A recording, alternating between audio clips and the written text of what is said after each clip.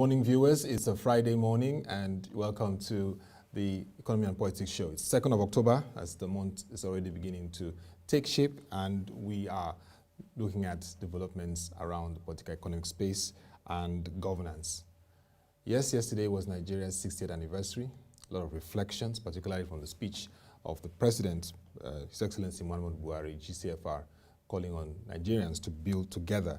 Today we'll be looking at accountability, transparency and governance in Nigeria, which is also a very critical component that can really allow for economic opportunities in the country. Where there is governance and transparency, the citizens definitely benefit. With me to lead this conversation is Mr. Kolawole Oluwadare. He's Deputy Director of the Socio-Economic Rights Project. This is called SERAP. It's a well-known non-governmental organization. It's an advocacy group calling for justice, governance, and equity. We'll be discussing around this today, and it's nice to have you for the first time on the show. Good morning, Mr. Kola.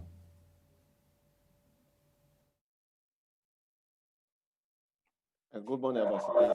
And the name is Socio-Economic Rights and Accountability Project.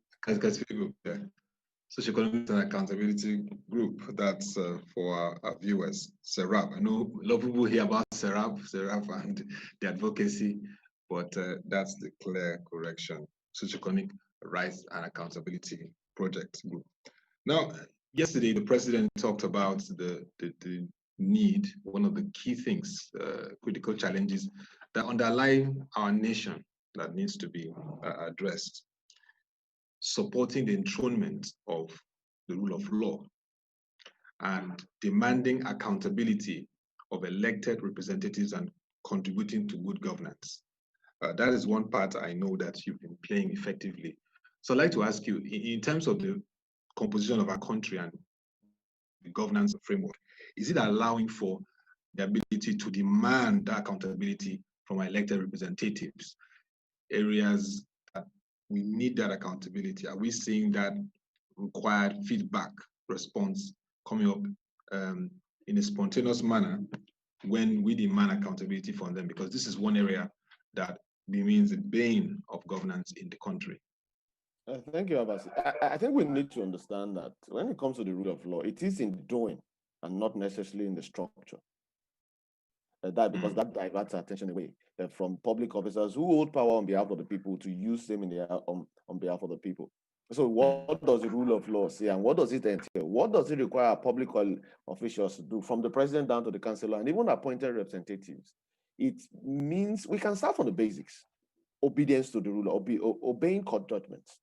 SERAP on its own, we have more than 5 judgments. I think at the last count we have more than 17 that is yet to be obeyed. I can start with the ones we had recently, the one we had last year and the ones we have this year. We have a judgment. So you have 17 judgments that have not been obeyed. Court judgments, yeah, that is yet to be obeyed, yes, by the Nigerian government, including from the ECOWAS court and for the federal court. So we can start from there. How can government say that we want to create a structure that enhances the rule of law when government itself, a critical arm of government for that matter, talking about the executive, refuses to obey another judgment from the judiciary, a counterpart arm of government? And talking about transparency and accountability, there are structures in our legal framework that allows that, from the Constitution to the FOI Act, from various acts, the Procurement Act. There are many laws that we have. So it is not an absence of legal framework or structures, as it were, but it is the absence of those who hold power in that various levels to adhere to those principles and to make it work. We can start on the basic. How much do our elected representatives earn? Why should it be a question of debate as to whether someone said 80.5 million, someone said it's 80 million? Why should we have a debate? We should know. These are information that should be in the public domain. And that is why I believe that the National Assembly has passed the Freedom of Information Act 2011, clearly stating that public officers and institutions must proactively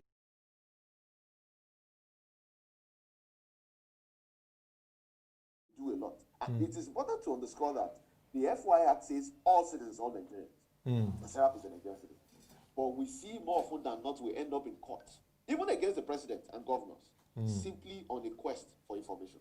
So, rule of law, transparency and accountability, it is not about structures. It is that absence of the will of public officers to adhere to it. Now, are there some positives or success cases whereby you made the request and there was a prompt response? You said 17 court judgments, but is it that it's been totally a resistance from federal to state level where there's demand for information, leveraging the FOI? Yes. Unfortunately, we've had more resistance than disobedience. I won't call it resistance. It's not resistance. Let's call it what it is. It's disobedience. Because the Freedom of Information Act has clearly provided what public institutions must do, practical information, and provide it to citizens that make a request. So it is disobedience in various quarters from ministries, departments, and agencies, from the presidency, right to governors, who have refused to give information when SERAP has made a request for it, including the Attorney General of the Federation, who has the statutory power under Section 29 of the Freedom of Information Act to keep records annually and make a report about the number of FOI requests to public institutions, those that have been adhered to and those that were refused. But we also have the Attorney General of the Federation. Didn't they cooperate in disregarding freedom of information request? More far and in between. If I was going to rate the response rate, I would give it an estimate of a refusal rate of 97%. So we'll possibly have a dismal 50%, which includes in recent times that information made available by the Office of the Auditor General, which of course is very commendable about the spending of COVID-19 funds.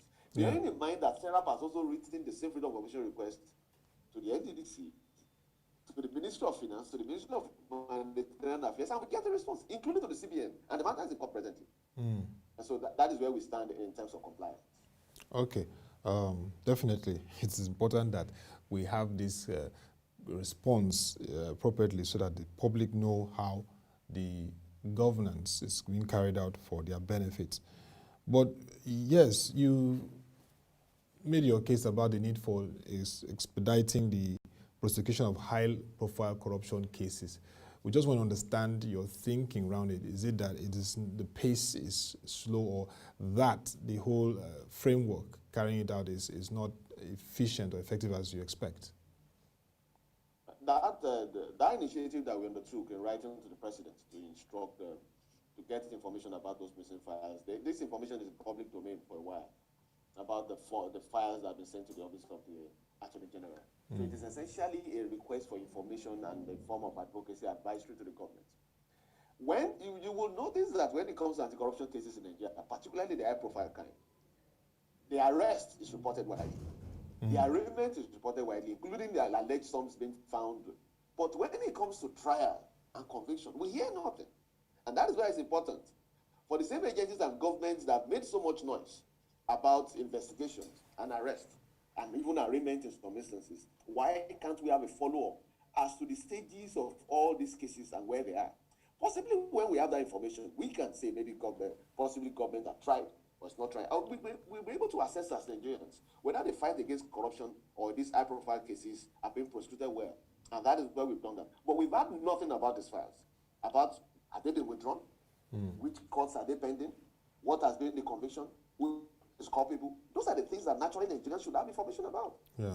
And again, this underscores the need for information.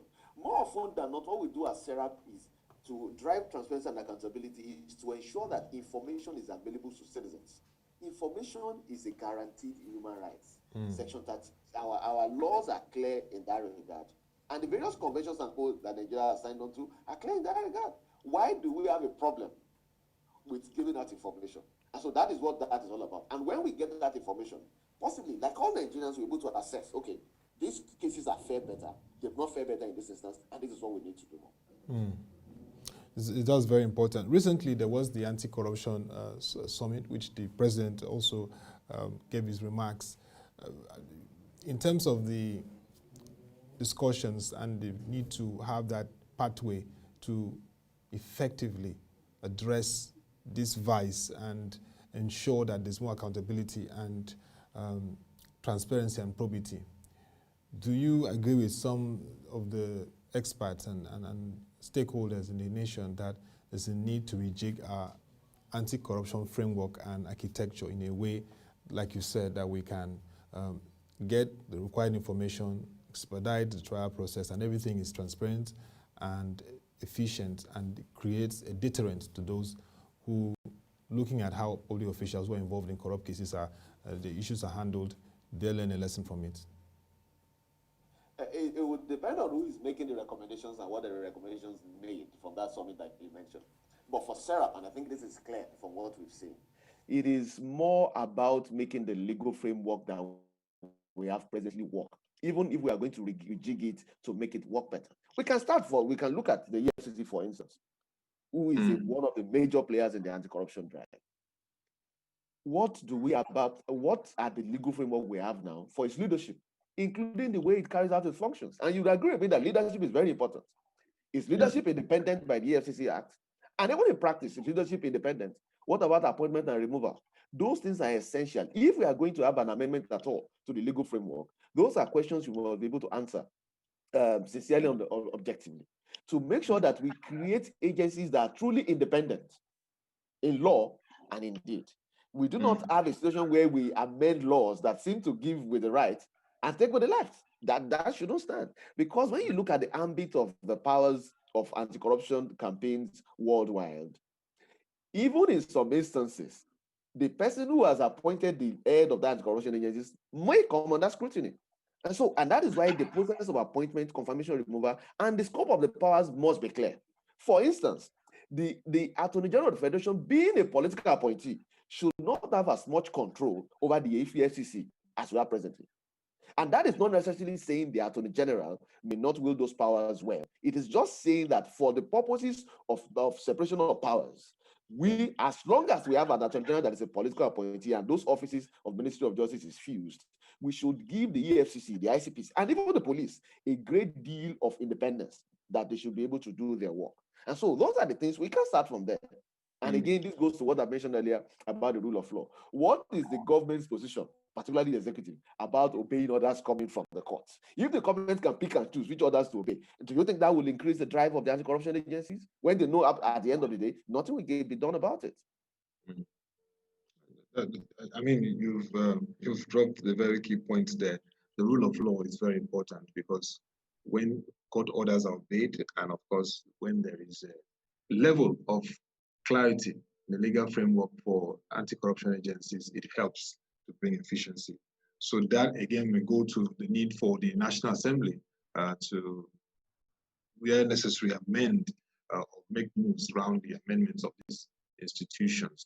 From the SERAP point, are you discussing with your colleagues, other civil society groups, to see how you can push, lobby the National Assembly to look at those legislations, because those are angles of reviewing the Act?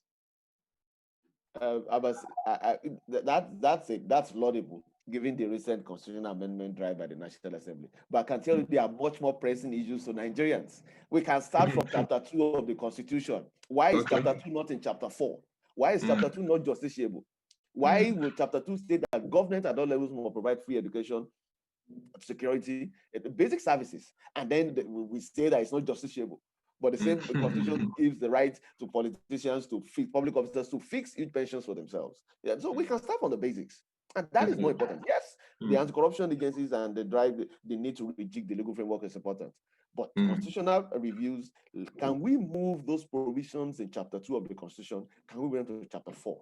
Can we enforce our rights to the basics, like water, security, shelter, and education? Can we make them have equal force, like the right to freedom of expression guaranteed by the Constitution, like the right to freedom to life?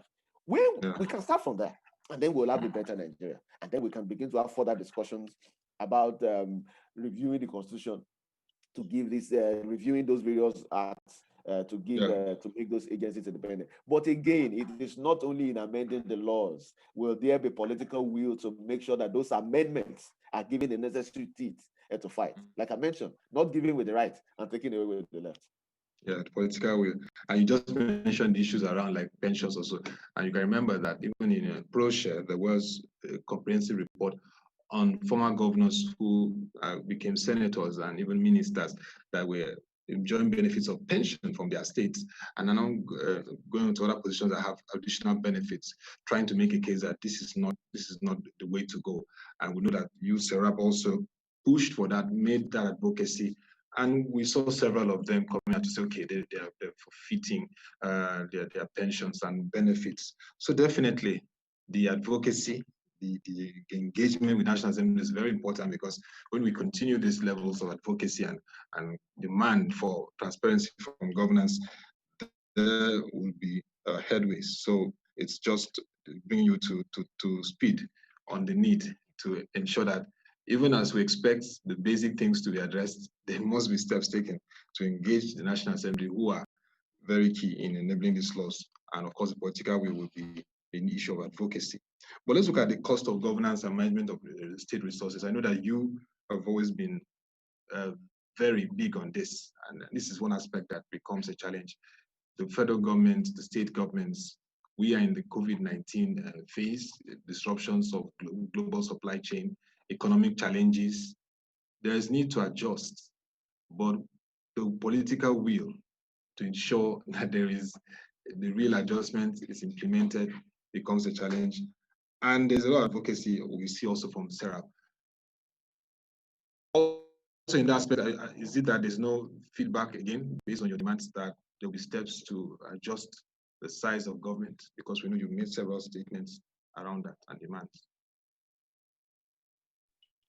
Abbas, it all boils down to what you mentioned earlier about pension. We have a judgment against the government, that Federal High Court, Lagos, Honorable Justice Okuntoyibo, where the court clearly made an order mandating the Attorney General of the Federation to take steps to challenge the legality of those state pension laws and to seek for a recovery of those laws where they've been found to be unlawfully paid. That judgment is yet to be obeyed. And so that speaks of the absence of that political will to cut the cost of government, which we've seen government pay lip service to over the years, but we've not seen anything done concretely to address that. Now, we have state governors who are earning bogus pension amount, and they've legitimized it by passing legislation in various states. What is the government doing about it? We have a suit pending in the courts presently against all the governors in Nigeria, where again, it's a suit for information. We are simply asking for information on those state legislations and how much has been paid to who and where, and steps that have been taken to make sure these are refunded. Again, these have been resisted by all the 36 governors, and we end up in court again, simply on the basis of information. So I can tell you that we have more than 20 states with pension laws, but in varying degrees, but we are not sure who has what. Because again, the opacity in governance allows people to do these things that even Nigerians will not be aware as to what is being paid to ex-governors in each and every state. And then we can talk of security votes. That's another good context for this kind of discussion. Yeah. This is an amount of money in billions of naira paid to public government, public officers across board and across levels. And it is not even statutory. There is no single law that authorizes this. And SERAP and other security organizations have been clamoring for this to be scrapped. This is not done. How can we essentially expect a government to be sincere when you tell us to tighten our belts, and then we've not seen any corresponding action on the part of at various levels of government? It should look at the realities we've had to face as citizens of COVID-19, for instance, which necessitated the revision of 2020 budget, which with a deficit of over 2 trillion already. Where do we see the cuts? The National Assembly had 128 billion naira allocated to it, which of course is by statutory transfer, which in itself is just wrong. And after revision, it amounts to 115 billion naira to the National Assembly. That's aside from the over 30 billion budgeted to renovate the building. What does that speak about our sincerity to cut the cost of governance? And we have the health and the education budgets cut by more than 20% with the argument that they are capital expenditures. When we know that there are various enabling laws that made them statutory transfers, and I'm talking for health, for instance, as the National Health Act, and for education, as the UBEC Act, which provides for not less than 1% and 2%, respectively, of our budget to be dedicated to these areas. Instead, what we have are budgetary cuts to these key areas in the pandemic. What does that speak of government's commitment to cutting is,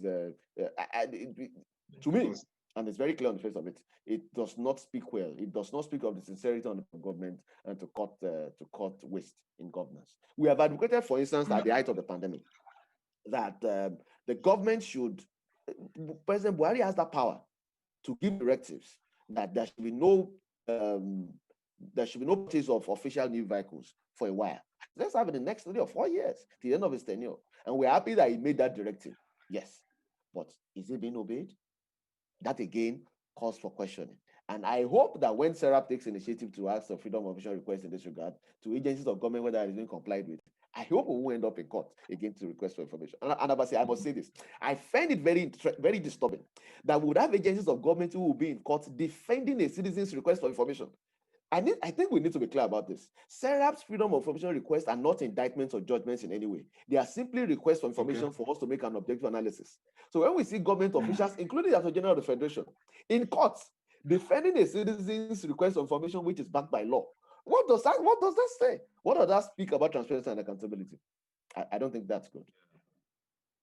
Definitely. I mean, in democracies, what defines democracies is the ability, like we're discussing, to see accountability and transparency in governance. So if you request information by the provisions of the FOI, definitely it should be provided. So these are things that we continue to emphasize, and I agree that the media and civil society groups play their roles in this regard. I mean, we just saw recently reports around the taxes of the president of the country, and the president would defend himself and say, no, that's not the correct amount. But at least we see people getting information, trying to showcase things. And it's very important that in Nigeria, we value information. Government and the officials are responsive to those informations to provide the public and people who need those information, like you said, to make objective analysis, because the concerns are what is the motive. And of course, the FOI is there. People should be able to assess, to know what is happening in government and how the resources are managed, because they are taxpayers. And that is another issue. Information on taxes. Government officials pay taxes. Do we have a clarity on taxes paid? If you want to request that too, has SERAP also tried that, and has there been also another the need to go to court because of that? Abbas, maybe you should try that for one. And then maybe you will join us in court too. And it's Yeah. It's all boiled down. This must again be corrected. The FOI Act had clearly provided that a citizen making a request for information need not demonstrate any interest in the information. It means every Nigerian has the right to ask for information. I don't have to explain to you why I need that information. The only reason we are saying this is to make government understand that you cannot run government in opacity. People must know. And the absence of that information is why people who are mischievous come up with various conceptual, subjective analysis, because you refuse to give information. For instance, look at COVID-19. Look at what the PTF has done, giving us daily briefings about the number of people who have been infected, including deaths and those who have been discharged. I wish we would apply the same favor to spendings and expenditures of COVID-19 funds. But when SERAP had made several FOIs, we didn't get a response, and we end up in court. The government understands the essence of information. That's why we have a Ministry of Information. But are citizens getting that information? And the same government wants citizens to participate in governance. I wonder how they think that is possible. No, for that of the COVID-19 funds, it's very important to know, because lots and lots of private sector groups, private organizations donated. So if you donate to a cause, it is noteworthy, and it is honorable to know how those funds are being spent. So these are, again, very important things. And this brings me to the role of the citizens. I mean, in your engagement of citizens and other CSOs and with the media, how is the citizen participation in seeking to demand accountability from government? Or is it a challenge, like some people feel, that because of the issue of poverty and inequality, a lot of Nigerians are looking for how to survive more than even looking at demanding accountability on how their resources are being managed? You have mentioned demand. And I know the basic principles of economics says where there's a demand, of course, there should be a supply. So we should not push pass the buck to citizens, which I think is, I've seen in the rhetoric and the strawman mostly from public officials when trying to escape responsibility of governance. The citizens are demanding. Yes, it may not be enough, and that is part of what we do at SERAP, of citizen engagement and public enlightenment, to know their rights and to effectively demand for these rights within the confines of the law. But what have we seen on the supply side? We've seen a strong resistance, and we've seen even clamp down on freedom of expression. And knowing fully well that the freedom of expression are guaranteed by the Constitution is a two-way thing. The right to receive and the right to impart. So government clamps down both on both rights. In denying access to information, it's a breach of the constitutional provisions for freedom of expression to receive. And the clamp down on freedom of expression, for instance, the right to protest, as we explained yesterday, it's a breach of that. Before we see the National Assembly trying to enact the social media bill, which I think they've seen the wisdom of not doing that, and that I want to believe has been put to an end. So the citizens have always tried to engage, but consistently, what we've seen from institutions of government is that resistance. And what would that do to citizens? We would create some form of apathy. But what we do concerning our SERAP and our advice to citizens will be to continue to demand within lawful means to hold government to account. If SERAP has to go to court, and presently this year alone, and we're in October now, we've sent out more than 200 freedom of information requests. And I can tell you the fraction of positive responses we have gotten is less than 5%.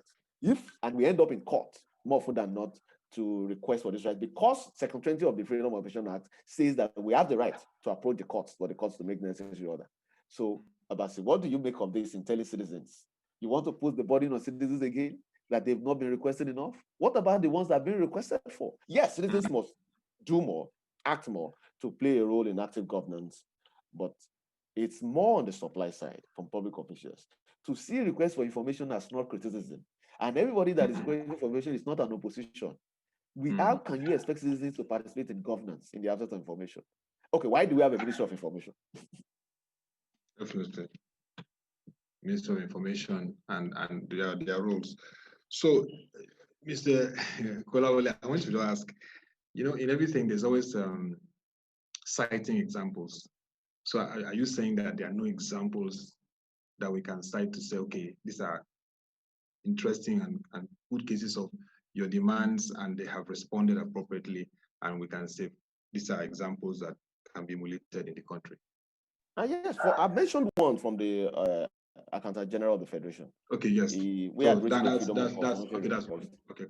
we got a response and detailing how some of those funds were spent, over 30 billion. I think we had published that. That's good, and we've had some successes. But there are few and far in between. And of course, when we get that, we commend those public officers and institutions for adhering to the principle, to the constitutional provisions.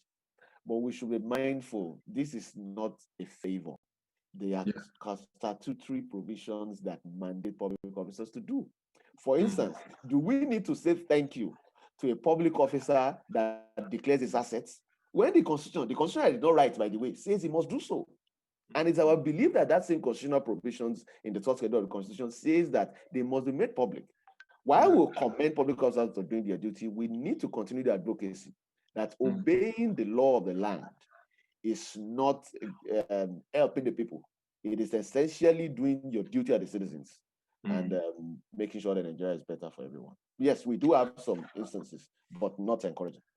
I think the Accountant General is a good example, and of course, I think other government officials should take a cue from that. I mean, like you said, it's mandated to do that, but responding shows the value that office has for accountability and transparency, and hopefully other public officials will take a cue from that. But what are your closing thoughts on driving this accountability and transparency in governance in Nigeria? Yes, we've heard the president talk about the rule of law and ensuring that they will demand accountability of elected representatives and contribute to good governance. So far, we're seeing more of the CSO doing this and ensuring that they are up to their game, like SERAP and across the media. So, what's the outlook?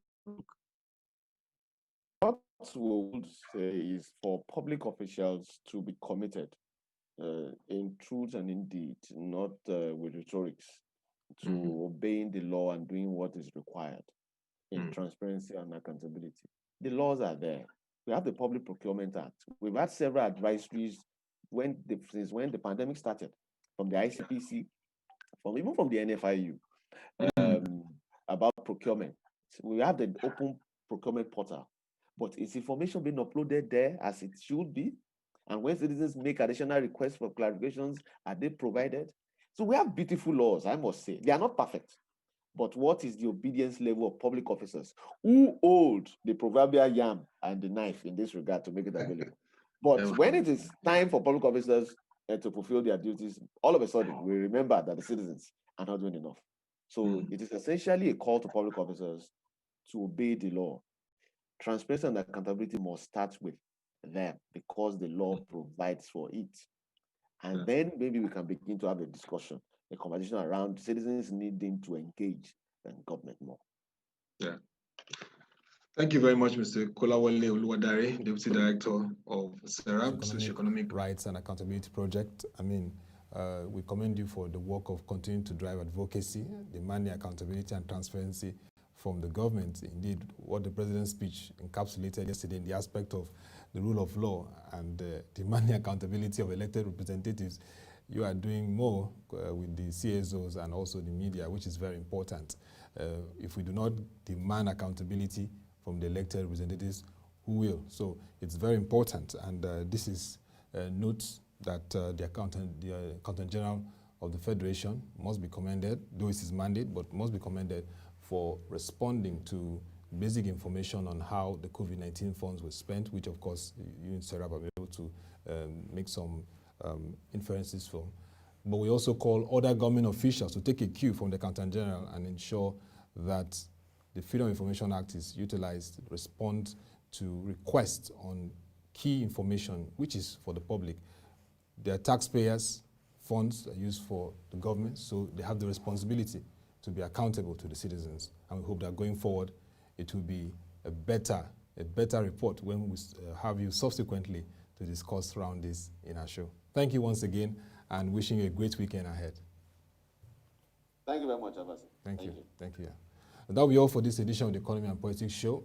To wrap up the week, you can join our website, www.prochanging.com, to watch our videos, read our news reports and analysis. Also, you can send your views and comments around the discussions on accountability and governments in Nigeria to news@prochanging.com, and we'll respond appropriately. To become your way again, you can join us by 10 a.m. for the market review, where we give you some developments in the financial and capital markets as relates to the economy. To come your way again, thank you for watching. Have a nice weekend ahead and stay safe.